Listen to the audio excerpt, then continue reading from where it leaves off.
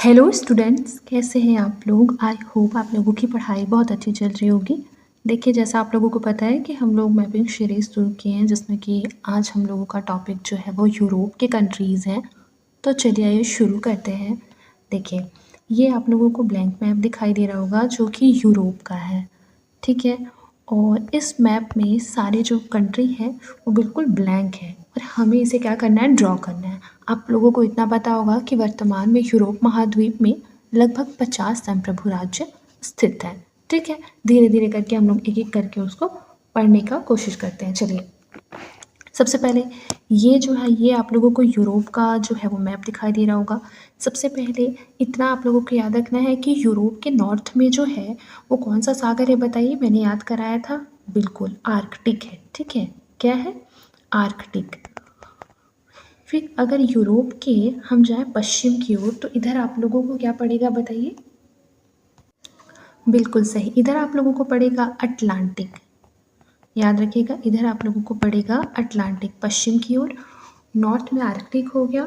फिर आप लोगों को ये रशिया होते हुए इधर जाएंगे तो आप लोगों को इधर एशिया महाद्वीप पड़ेगा, ठीक है।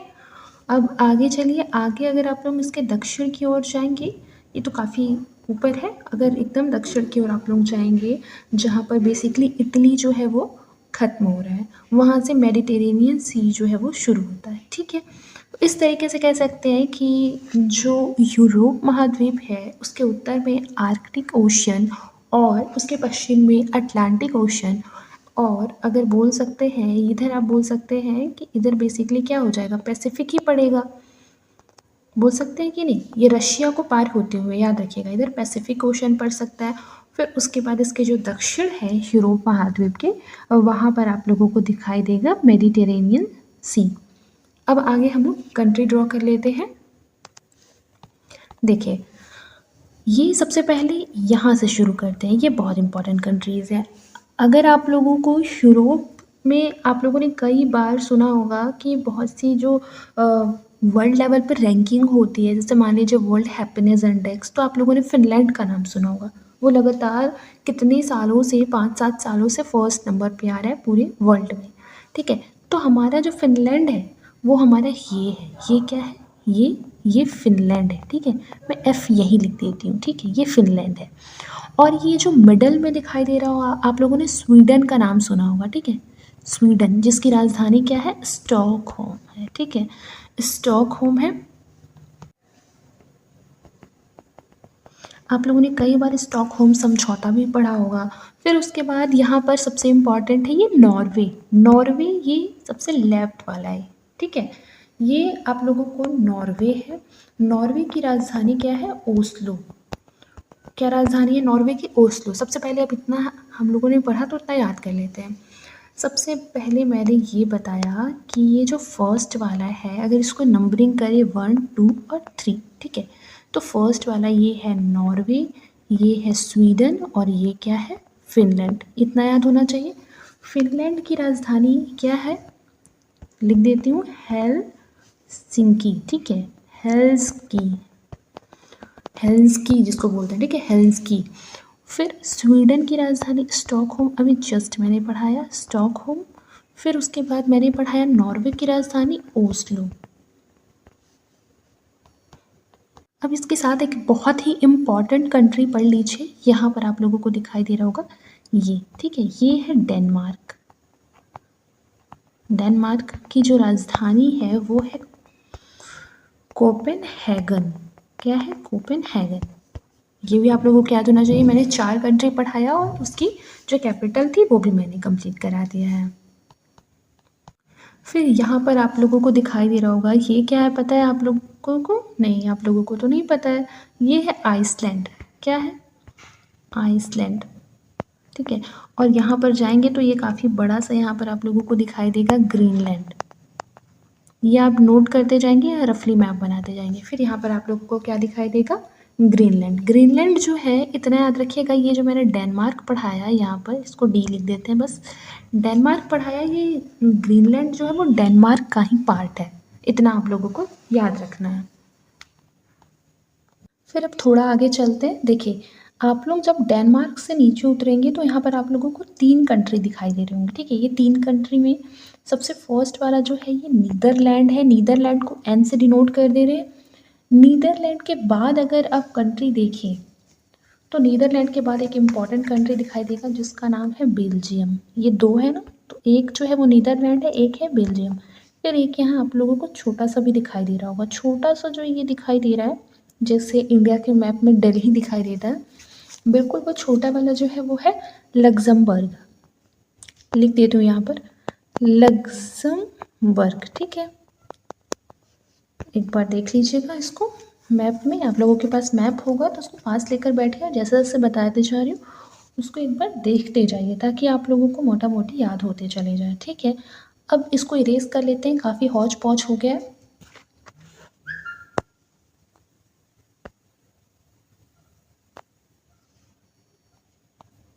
देखिए यहाँ तक हम लोगों ने पढ़ लिया। और ये जो बड़ा वाला पार्ट है ये वाला, ठीक है, ये वाला, ये क्या है बताइए? ये है जर्मनी। जर्मनी को केवल जी लिख रहे हैं, ठीक है, इसको ऐसे लिख देते हैं जर्मनी। जर्मनी के बाद यहाँ पर आप लोगों को दिखाई दे रहा होगा फ्रांस। ये फ्रांस है, ठीक है। जर्मनी का पड़ोसी देश क्या है? फ्रांस है। और फ्रांस का पड़ोसी देश क्या है? स्पेन है। क्या है? स्पेन।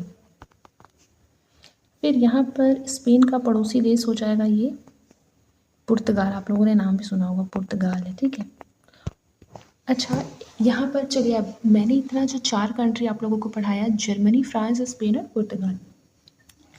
अब सबसे पहले इसके कैपिटल देख लीजिए। जर्मनी की कैपिटल बताइए क्या होता है? देखिए जो जर्मनी है, जर्मनी की राजधानी है बर्लिन। क्या है? बर्लिन।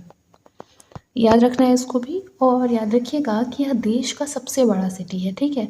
और ये राजनीतिक, सांस्कृतिक और ऐतिहासिक रूप से बहुत ही इम्पॉर्टेंट प्लेस माना जाता है।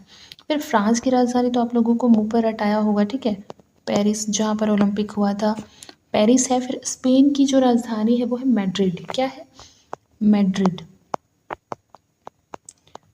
स्पेन की राजधानी है मैड्रिड। फिर उसके बाद मैंने बोला पुर्तगाल। पुर्तगाल की जो राजधानी है वो क्या है? लिस्बन।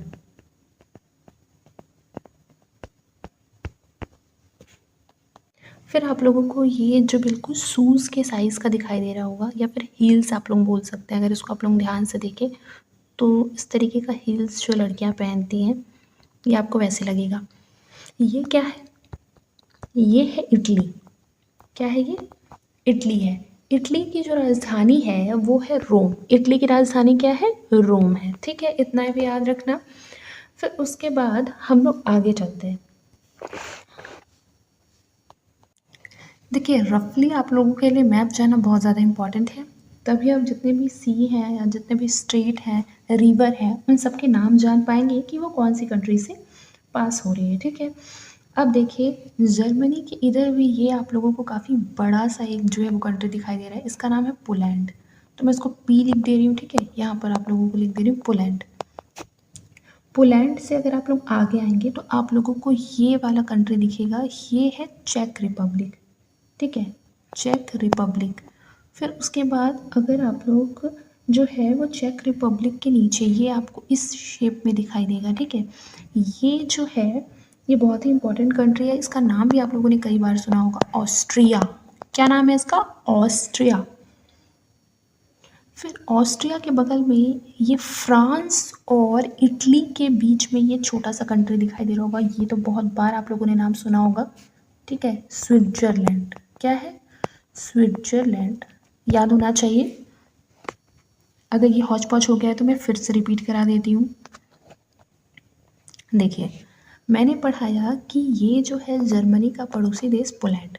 फिर मैंने पढ़ाया पोलैंड के अगर आप दक्षिण की ओर जाएं तो आप लोगों को पहला कंट्री जो मिलता है वो मिलता है चेक रिपब्लिक। चेक रिपब्लिक के नीचे आप लोगों को फिर से शूज़ के साइज़ का एक जो है वो कंट्री मिलता है, उसका नाम है ऑस्ट्रिया, जिसके बारे में आप लोगों ने इतिहास में भी काफ़ी ज़्यादा पढ़ा होगा। फिर यहाँ पर आप लोगों को ये है आप लोगों का फ्रांस और ये है इटली। इन दोनों के बीच आप लोगों को ये छोटा सा जो है वो दिखाई दे रहा होगा, ये है स्विट्जरलैंड, जिसे एस से डिनोट कर देते हैं। स्विट्जरलैंड। अब देखिए, अब यहाँ पर आप लोगों को कुछ हौच पौच जैसा कंट्री दिखाई देगा, बट याद करना बहुत इंपॉर्टेंट है। ये आप लोगों को ये कंट्री दिखाई दे रहा होगा जो कि बिल्कुल पोलैंड के नीचे ही है, इसका नाम है स्लोवाकिया। क्या नाम है इसका? स्लोवाकिया। स्लोवाकिया जो है वो बॉर्डर शेयर कर रहा है चेक रिपब्लिक के साथ भी कर रहा है और ऑस्ट्रिया के साथ भी कर रहा है। ठीक है, स्लोवाकिया के नीचे बहुत इंपॉर्टेंट आप लोगों को दिखाई दे रहा होगा, ये है हंगरी, जिसका नाम आप लोगों ने सुना होगा। यहाँ जितने कंट्री में पढ़ाऊंगी सबका नाम आप लोगों ने सुना होगा, हिस्ट्री जब पढ़ा होगा तो। ठीक है, यहाँ पर आप लोगों को हंगरी दिखाई दे रही है, इसको एच लिख देते हैं चलिए। फिर उसके बाद आप लोगों को ये रोमानिया दिखाई दे रहा होगा, ये क्या है? रोमानिया। रोमानिया के आप लोगों को जस्ट ऊपर, यानी ये छोटा वाला जो है ये है मोल्डोवा। ठीक है, मोल्डोवा के ऊपर आप लोगों को क्या दिखाई देगा? ये तो काफ़ी बड़ा है, आप लोगों को दिखाई दे भी रहा होगा, ये आप लोगों को यूक्रेन दिखाई दे रहा होगा। ठीक है, यूक्रेन के बाद आप लोगों को एक छोटा सा कंट्री, अगर आप लोग जाएं रोमानिया के नीचे तो ये बुल्गारिया दिखाई दे रहा होगा। बुल्गारिया के बाद ये आप लोगों को सर्बिया दिखाई दे रहा होगा। सर्बिया, बुल्गारिया, रोमानिया एक साथ है, कम से कम इतना तो आप लोगों को याद हो जाएगा। ठीक है, फिर उसके बाद अगर आप लोग जाएं बुल्गारिया के नीचे तो मैसेडोनिया दिखाई दे रहा होगा, ये मैसेडोनिया है। और ये जो है ये अल्बानिया है। बहुत से कंट्री का नाम आप लोगों ने ये सब सुना भी होगा। फिर से इरेज करते हैं। देखिए, ये मैंने आप लोगों को पढ़ाया रोमानिया, आर। ये मैंने आप लोगों को पढ़ाया बुल्गारिया। फिर मैंने आप लोगों को पढ़ाया बुल्गारिया के दक्षिण में अगर आप लोग जाएंगे तो ये आप लोगों का आएगा मैसेडोनिया। मैसेडोनिया के बाद अगर आप लोग आए तो आप लोगों को क्या दिखाई देगा? आप लोगों को ये जो है वो अल्बानिया दिखाई देगा। और अल्बानिया और मैसेडोनिया के दक्षिण में ये जो आप लोगों को दिखाई दे रहा है ये क्या है? ग्रीस, जहाँ पर काफ़ी ज़्यादा मूवीज़ की शूटिंग भी होती है।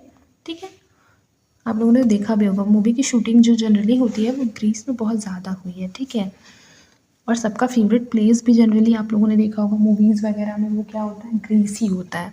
ये आप लोगों का ग्रीस हो गया। मैंने इतना कंट्री जो याद कराया बहुत इंपॉर्टेंट है। ठीक है, चलिए अब हम लोगों ने जो है वो यूक्रेन, ये यूक्रेन था, ये पढ़ लिया। यूक्रेन के जब आप लोग ऊपर जाएंगे तो ये आप लोगों को दिखाई देगा, ये है बेलारूस। आप लोगों ने नाम सुना होगा बेलारूस का, ये है बेलारूस। फिर उसके बाद ये छोटा वाला जो है ये रशिया का पार्ट है। किसका पार्ट है? ये रशिया का पार्ट है। और ये बड़ा वाला जो दिखाई दे रहा है, इतना तो पता होगा कि वो रशिया है। ठीक है, अब हम लोग ये वाला जो जाएंगे ये है लिथुआनिया, ये है लातविया, और ये क्या है छोटा वाला? एस्टोनिया। फिर से याद कर लीजिए। अब देखिए, ये है लिथुआनिया, ये है लातविया, लिथुआनिया, लातविया और एस्टोनिया, यानी कि इसको आप LLA से याद कर सकते हैं। सबसे पहले लिथुआनिया, फिर है लातविया, फिर क्या है? एस्टोनिया सॉरी, ई है ना, LLE। तो इतना मैंने आप लोगों को कंट्री जो है वो याद करवा दिया है। आई होप कि आप लोगों को याद भी होगा। और इसके बीच बीच में बहुत सारे ना सी हैं जिसको हम लोग नेक्स्ट क्लास में पढ़ेंगे। हालांकि मैं आपको बता देती हूँ, जैसे फॉर एग्जांपल के लिए अगर आप देखें तो यहाँ पर आपको बे ऑफ बिस्के दिखाई देगा, स्पेन और फ्रांस के बीच में बिस्के। ठीक है, फिर अगर आप लोग और आगे जाएं तो ये पोलैंड के पास यहाँ पर आप लोगों को बाल्टिक सी दिखाई देगा। क्या दिखाई देगा? बाल्टिक सी। अगर मैं इसको इस कलर से करूँ तो ज़्यादा आसान होगा। ये यहाँ पर आप लोगों को बाल्टिक सी दिखाई देगा। फिर यहाँ पर आप लोगों को बे ऑफ बिस्के दिखाई देगा। यहाँ पर आप लोगों को नॉर्थ सी दिखाई देगा। इस तरीके से करके अगर आप लोग देखें तो बहुत सारा सी है जिसको कि हम लोग सी वाले क्लास में पढ़ेंगे। आई होप कि आपको यूरोपियन कंट्रीज़ में जो मोटा मोटी कंट्रीज़ मैंने पढ़ाया है उतने तो आप लोगों को याद हुए होंगे। ठीक है, अगर मैं कहूँ कि जर्मनी से कौन कौन बॉर्डर शेयर करता है तो आपके दिमाग में तुरंत आना चाहिए कि मैम अगर ये जर्मनी है तो उससे फ्रांस करता होगा। फ्रांस के बाद यहाँ आपने पोलैंड पढ़ाया था, पोलैंड के बाद आप लोगों ने जो पढ़ाया था वो था चेक रिपब्लिक, उसके बाद ऑस्ट्रिया पढ़ाया था, फिर उसके बाद यहाँ पर स्विट्ज़रलैंड पढ़ाया था और इटली भी करता है मैम। इतना भी अगर आप लोग कह देंगे तो बहुत अच्छा होगा। ठीक है, आई होप कि आप लोगों को जो आज का क्लास है वो समझ में आया होगा। नेक्स्ट क्लास में हम लोग मिलेंगे किसी और टॉपिक के साथ। आज के लिए बस इतना ही, मिलते हैं नेक्स्ट क्लास में। तब तक के लिए अपना ख्याल रखें और मन लगाकर पढ़ाई करते रहें।